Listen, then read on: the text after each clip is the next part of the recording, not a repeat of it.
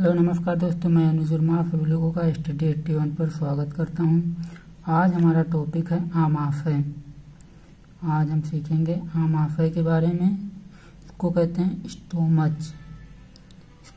Stomach.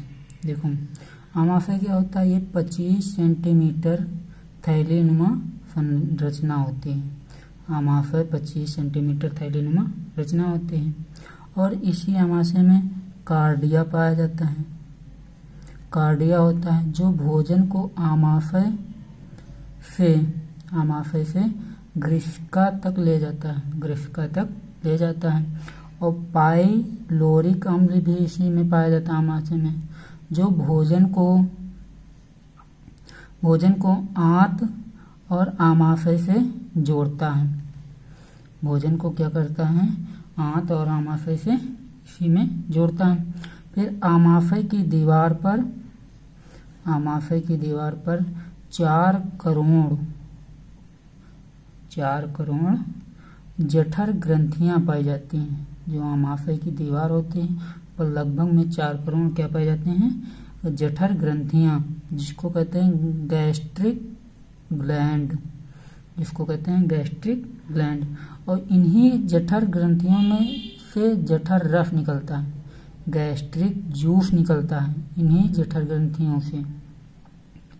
फिर अगला देखो पॉइंट, आमाशय की दीवार पर जठर ग्रंथियां पाई जाती हैं। आमाशय की दीवार पर क्या पाया जाता है, जठर ग्रंथियां पाई जाती हैं।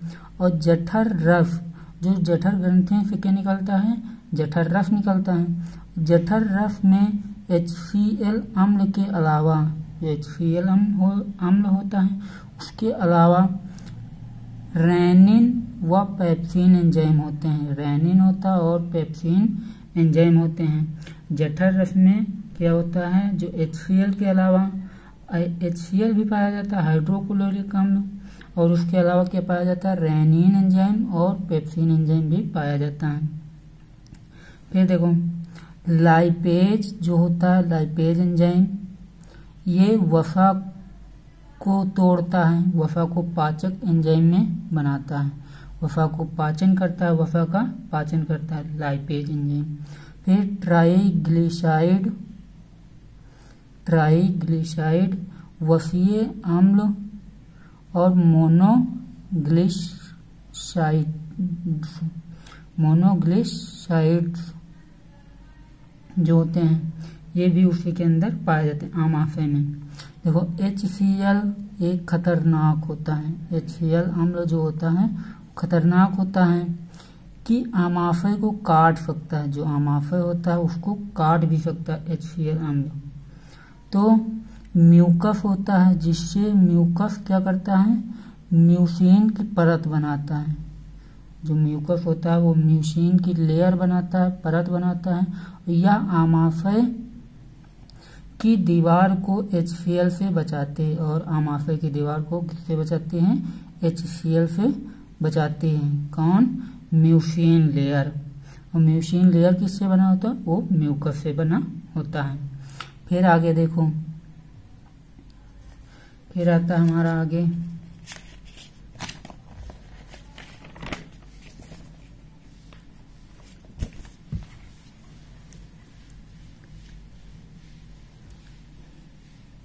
म्यूसिन जो होता है वो आमाशय की दीवार में होता है। म्यूसिन किस में होता है, आमाशय की दीवार में म्यूसिन होता है। इंट्रो एंडोक्राइन सेल जो गैस्ट्रिन हार्मोन का स्राव करती हैं। किसका स्राव करते हैं, गैस्ट्रिन हार्मोन का। इंटेरो एंडोक्राइन सेल जो होती है वो किसका स्राव करती है, गैस्ट्रिन हार्मोन का। और जिसके कारण क्या हमको प्रतीत होता है कि हमें भूख का अभाव कराता है। इसी गैस्ट्रिन हार्मोन के कारण हमें भूख का अभाव कराता है। फिर देखो भोजन होता है, तो भोजन को देखने, सूंघने या गंध या स्वाद, ये कहाँ पर पहुंचाता है, हमारा मस्तिष्क में उपस्थित जो मेडुला होता है उससे मालूम होता है। जो भोजन होता है उसको देखने, सूंघने, स्वाद का अंतर कौन बताता है? तो वो बताता है जो मस्तिष्क में उपस्थित मेडुला होता है वो बताता है।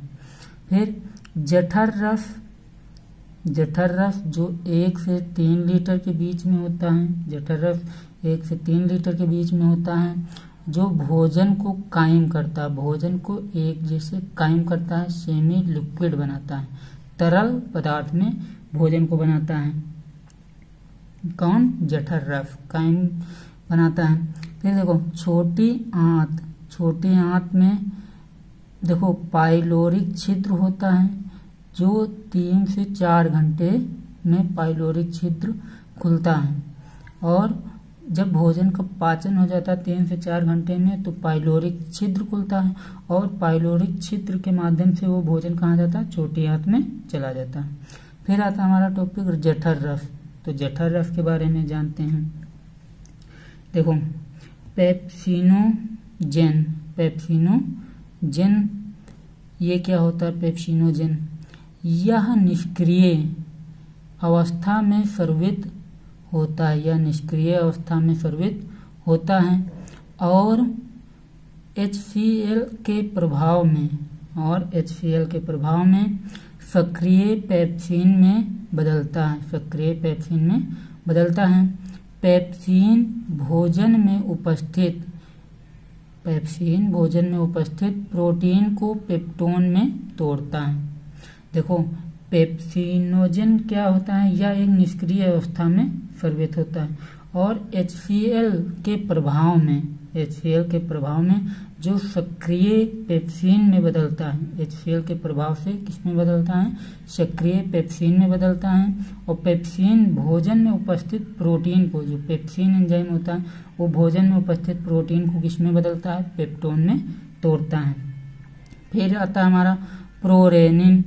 प्रोरेनिन देखो, प्रोरेनिन निष्क्रिय प्रोरेनिन HCl के प्रभाव में, HCl के प्रभाव में सक्रिय रेनिन के में बदलता है। जो प्रोरेनिन होता है वो निष्क्रिय प्रोरेनिन HCl के प्रभाव में जो सक्रिय रेनिन को होता है उसमें वो तोड़ता है। और दूध की प्रोटीन, दूध में कौन सा प्रोटीन पाया जाता है? केसीन। तो दूध की प्रोटीन को पैराकैसिनाइट में तोड़ता है, और दूध में जो प्रोटीन उपस्थित होता है केसीन, उसको किस में तोड़ता है? तो पैराकैसिनेट में तोड़ता है।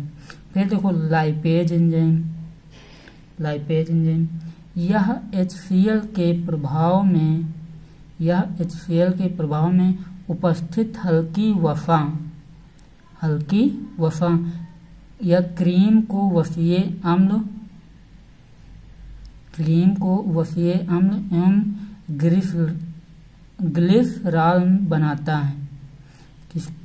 देखो जो लाइपेज एंजाइम होता है वो HCl के प्रभाव से उपस्थित जो हल्की वसा होती है उसको क्रीम को वसीय अम्ल और ग्लिसरॉल में बनाता है, बदलता है। फिर देखो आमाशय है, क्या है? आमाशय है। आमाशय से एक पेप्टिक सेल होती है, पेप्टिक सेल होती है, और एक तरफ होती है पैराटल या ऑक्सेंटिक सेल होती है। एक होती है पैरेटल सेल, एक और उसी को दूसरे नाम में कहते हैं ऑक्सेंटिक सेल कहते हैं। देखो पेप्टिक सेल जो होती है इसको कहते हैं चीफ सेल, पेप्टिक सेल को चीफ सेल कहते हैं। और यहाँ से गैस्ट्रिक जाइमोजेनिक सेल उत्पन्न होता है। यहाँ से क्या उत्पन्न होता है? Gastric zymogenic cell. Gastric enzyme से इसको किसमें तोड़ता है? पेप्सिनोजेन में तोड़ता है, पेप्सिनोजेन में तोड़ता है। और देखो ये हमारी सेल है ऑक्सिटिक सेल जो होती है, ऑक्सिटिन सेल, ये हमारा एसिड होता है, एसिड होता है और इसी में HCl होता है, इसमें क्या होता है? HCl होता है। फिर अगला आता है हमारा ग्रहणी। ग्रहणी के बारे में देख लो। ग्रहणी, देखो यहाँ पाचन क्षारीय माध्यम में होता है। ग्रहणी में क्या होता है, पाचन क्या होता है, क्षारीय माध्यम में होता है। ग्रहणी में पाचन क्या होता है, क्षारीय माध्यम में रहता है। फिर पित्तरस आता है, यह यकृत का बनता है, यह यकृत में बनता है। जो पित्तरस होता है कहाँ बनता है, यकृत में बनता है। और पित्ताशय में एकत्रित रहता है। जो पित्तरस है वो यकृत में बनता है और पित्ताशय में एकत्रित रहता है। यह हल्का पीले रंग का क्षारीय तरल पदार्थ है। यह हल्का पीले रंग का क्षारीय तरल पदार्थ है, जिसका पीएच मान कितना होता है, 7.1 से 7.6 होता है। जिसका पीएच मान हल्का क्षारीय होता है, 7.1 से 7.6 के बीच में होता है। इसका पीला रंग इसमें उपस्थित बिलीरुबिन के कारण होता है। इसमें इसका जो पीला रंग होता है वो किसके कारण होता है, इसमें जो बिलीरुबिन जो उपस्थित होता है उसके कारण ये इसका रंग पीला होता है। फिर आता है अग्नाशयी रस, पैंक्रियाटिक जूस इसको कहते हैं अग्नाशयी रस को। देखो यह क्षारीय द्रव होता है। यह क्या होता है, क्षारीय द्रव होता है, जिसका पीएच मान 7.5 से 8 तक होता है। इसका पीएच मान 7.5 से 8 तक होता है। वास्तव में यह अनेक एंजाइम का संग्रह करता है। वास्तव में यह अनेक एंजाइम का संग्रह करता है और इनमें निम्न एंजाइम पाए जाते हैं। इनमें निम्न प्रकार के एंजाइम पाए जाते हैं। किसमें, अग्नाशयी रस में। जैसे पहला एंजाइम हमारा एमाइलेज।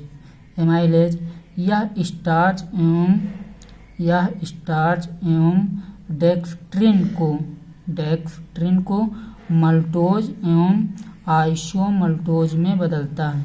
जो एमाइलेज एंजाइम होता है वह स्टार्च और डेक्स्ट्रिन को किस में बदलता है, माल्टोज और आइसोमल्टोज में बदलता है।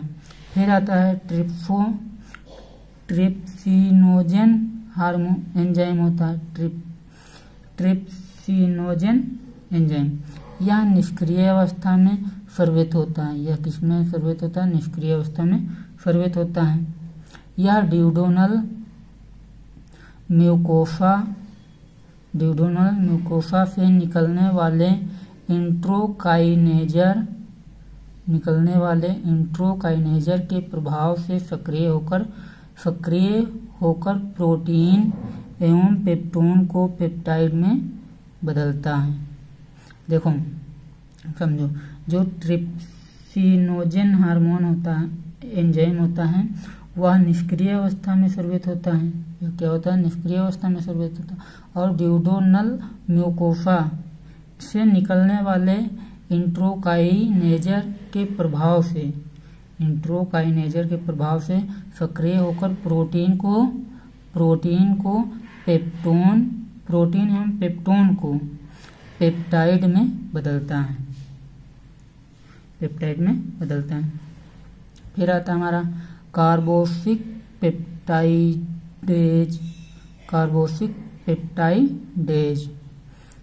देखो पेप्टाइड को छोटे पेप्टाइड और अमीनो अम्ल में बदलता है। जो कार्बोक्सी पेप्टाइडेज है वो क्या करता है, जो पेप्टाइड को छोटे पेप्टाइड और अमीनो अम्ल में बदलता है। फिर बच्चों में 3 वर्ष, बच्चों की उम्र अगर 3 वर्ष है तो उसमें यह कौन काम करता है, तो रेनिन और लाइपेज इसके लिए महत्वपूर्ण होते हैं। रेनिन और लाइपेज जो बच्चे होते हैं 3 वर्ष के, तो उसमें रेनिन एंजाइम और लाइपेज एंजाइम इसको बदलता है।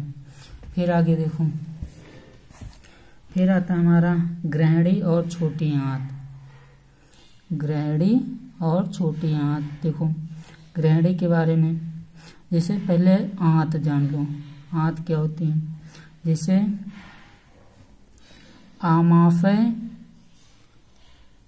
आमाशय के पश्चात भोजन कायम, जो भोजन होता है वो कुछ पाचन हो जाता है तो कायम उसको कहते हैं। जो आमाशय में भोजन पचता है तो उसको हम क्या कहते हैं, कायम। तो कायम तो ग्रहणी से होते हुए छोटी आंत में जाता है, छोटी आंत में जाता है। छोटी आंत से आमाशय से गुदा मार्ग आंत से छोटी आंत और बड़ी आंत में जाता है। छोटी आंत के देखो, छोटी आंत पहले समझो, सिर्फ आपको इसमें फैक्ट ही बताएंगे। जैसे इसका छोटी आंत, इसका प्रारंभिक भाग जो अंग्रेजी के यू अक्षर के समान होता है, इसका प्रारंभिक भाग क्या होता है, अंग्रेजी के यू अक्षर के समान होता है। ग्रहणी या पक्वाशय कहलाता है, ग्रहणी या फिर पक्वाशय कहलाता है। इसकी लंबाई कितनी होती है, यह 25 सेंटीमीटर लंबी होती है। कौन, जो ग्रहणी होती है वो 25 सेंटीमीटर लंबी होती है। फिर देखो छोटी आंत का शेष भाग, छोटी आंत का शेष भाग इलियम कहलाता है। छोटी आंत का शेष भाग क्या कहलाता है, इलियम कहलाता है। यह 30 सेंटीमीटर लंबा होता है। ये कितना लंबा होता है, 30 सेंटीमीटर। फिर इलियम की दीवार पर, इलियम की दीवार पर रसांकुर विलाई पाए जाते हैं। इलियम की दीवार पर क्या पाए जाते हैं, रसांकुर, उनको इंग्लिश में कहते हैं विलाई पाए जाते हैं। फिर छोटी आंत पीछे की ओर बड़ी आंत में खुलती है। जो छोटी आंत है वो पीछे की ओर कहाँ पर खुलती है, बड़ी आंत में खुलती है। पचे हुए भोजन का अवशोषण करती है, जो पचे हुए भोजन का अवशोषण करती हैं। पाचन हमेशा क्षारीय में रहता है। जब छोटी आंत में पाचन जाएगा तो क्षारीय में रहेगा। फिर देखो आंतरिक भित्तियों में उपस्थित आंतरीय ग्रंथियां आंतरीय रस स्रावित करती हैं। आंतरिक भित्तियों में उपस्थित आंतरीय ग्रंथियां जो आंतरीय रस स्राव करती हैं। इसका पीएच मान कितना होता है, इसमें भोजन का पीएच मान कितना होता है, 8 होता है, जो क्षारीय रहता है। इरेप्सिन जो होता है ये पेप्टाइडेज का समूह होता है। जो इरेप्सिन होता है ये पेप्टाइडेज का समूह होता है, जो पेप्टाइड को अमीनो अम्ल में बदलता है। जो पेप्टाइड को क्या करता है, अमीनो अम्ल में बदलता है। और मल्टोज एंजाइम, तो मल्टोज एंजाइम ग्लूकोज के 2 अणुओं में बांटता है। ग्लूकोज के 2 अणुओं में बांटता है। एक होता है लैक्टोज, एक होता है सुक्रोज। लैक्टोज और सुक्रोज लैक्टेज में बांटता है और सुक्रेज में बांटता है। लैक्टेज से लैक्टोज बनता है और लैक्टोज ग्लूकोज में होता है, ग्लूकोज। और सुक्रेज में सुक्रोज जो होता है वो ग्लूकोज और फ्रक्टोज भी बनता है। फिर देखो ग्लैक्टोज भी इसी में बनता है। और क्या बनता है, ग्लैक्टोज। देखो जो ग्लूकोज होता है वो 2 अणुओं में विभाजित हो जाता है, लैक्टेज और सुक्रेज। लैक्टेज और सुक्रेज में विभाजित हो जाता है। और लैक्टेज से लैक्टोज या ग्लूकोज और ग्लैक्टोज ये इसमें कन्वर्ट होता है। सुक्रेज से सुक्रोज या ग्लूकोज या फिर फ्रक्टोज में बदलता है। फिर आता है हमारा लाइपेज। लाइपेज वसा या वसीय अम्ल और ग्लिसरॉल में तोड़ता है। जो लाइपेज एंजाइम होता है वह वसा को किसमें तोड़ता है, वसीय अम्ल और ग्लिसरॉल में तोड़ता है। अब प्रोटीन को कार्बोहाइड्रेट, देखो प्रोटीन को अमीनो अम्ल में तोड़ता है। कार्बोहाइड्रेट को मोनोसेकेराइड में, वसा को वसीय अम्ल में तोड़ता है। और ये सारे हमारे क्या होते हैं, एंजाइम होते हैं। ये सारे हमारे क्या होते हैं, एंजाइम होते हैं। फिर अगले आता है हमारा अग्नाशय। बस थोड़ा सा इतना और बचा है, बस इतना पढ़ लो।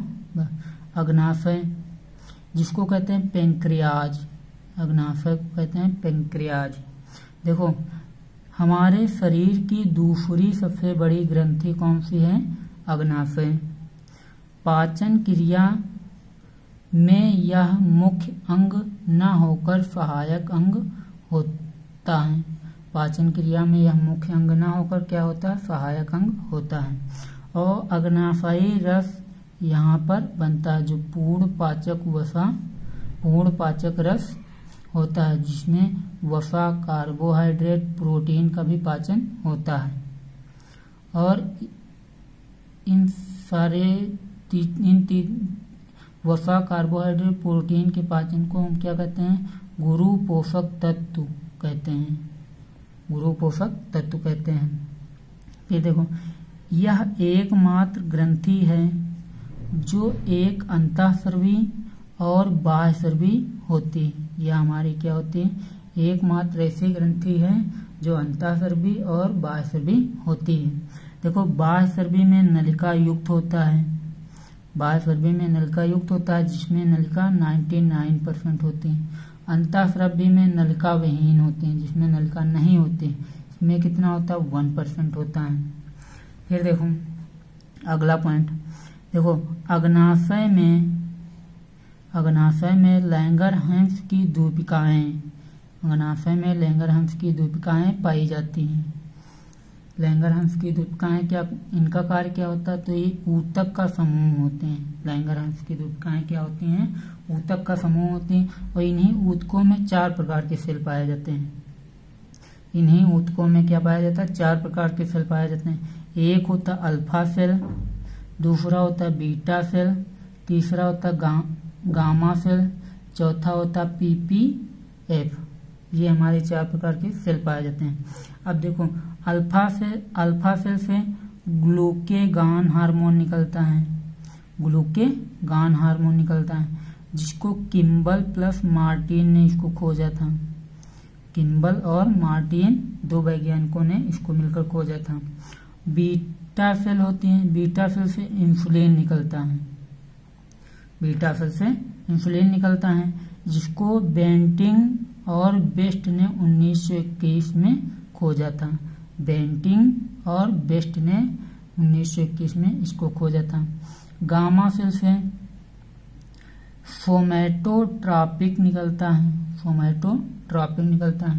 और PPF से यह छोटी आंत को भोजन को पचाने में मदद करता है। जो छोटी आंत होती है उसमें जो भोजन होता है उसको पचाने में यह मदद करता है।